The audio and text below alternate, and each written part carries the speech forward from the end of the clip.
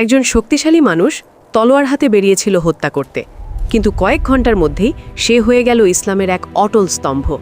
কি ঘটেছিল সেই রাতে? এটি হজরত ওমর রাজিয়াল্লাহ আনহুর ইসলাম গ্রহণের ঘটনা, যিনি একসময় ইসলামের কঠোর বিরোধী ছিলেন, পরে হয়ে ওঠেন আল ফারুক।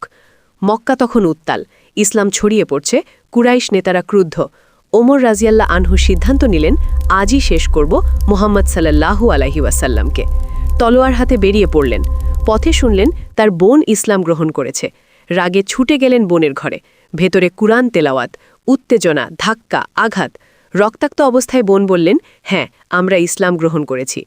ওমর রাজিয়াল্লাহ আনহু থেমে গেলেন। একটি পাণ্ডুলিপি দেখতে চাইলেন। এটি ছিল সূরা তহা। শব্দগুলো হৃদয় কাঁপিয়ে দিল।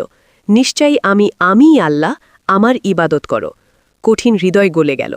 চোখে পানি নিয়ে বললেন, আমাকে মুহাম্মদ সাল্লাল্লাহু আলাইহি ওয়াসাল্লামের কাছে নিয়ে চলো। সেই দিন এক শত্রু হয়ে গেল ইসলামের এক মহান সাহাবী। এই ঘটনা শেখায়, হেদায়েত আল্লাহর হাতে, কুরআনের আলো